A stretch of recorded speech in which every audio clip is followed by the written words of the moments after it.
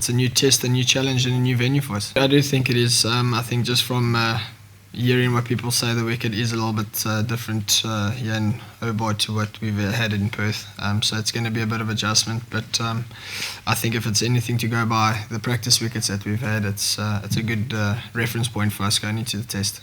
I think it is an asset for us if the ball can reverse. There are ways that you can try and exploit it when you're out there fielding, and I think it's an asset if you can try and utilise those things to your advantage. Definitely, I think for a bowler to be able to reverse the ball or to bowl with a reversing ball is a massive skill. We're fortunate, I think most of our bowlers, if not all our bowlers, can bowl with a reversing ball, which works in our favour quite nicely. As it worked out, Perth, the ball reversed in both innings for us when we were bowling, and it proved to be a massive asset for us. It's definitely not a deliberate tactic of us trying to land the ball. Obviously, when you're on the boundary, there are rules. You're allowed to bounce the ball in from the boundary. I think all teams around the world use that tactic these days, and if you're allowed to use it to your advantage, I think all teams are welcome to do it, but obviously within the rules and regulations of the game. I think chasing a big score like what we set the Australian side is a really difficult feat. It's never been achieved in cricket ever. So I'm not saying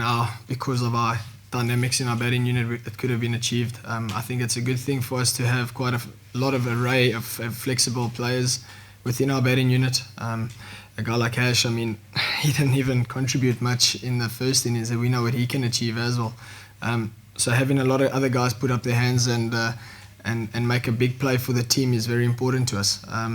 But yeah, I think it's very important for us to have those different kinds of players within the team. I think it's a good dynamic and a good build for a good batting unit. Trust me, us as a South African unit, we know that the Australian side is still a very dangerous side, and I think them being beaten in the first test is definitely working in their favour as well, because they can bounce back, and we're aware of their bounce back ability. So yeah, I think maybe the way the nature of the game panned out, maybe it is just a human nature way of you withdrawing yourself because of what you've been going through in the test. But we know, as I've mentioned, they're a dangerous team and they can bounce back hard in the second test.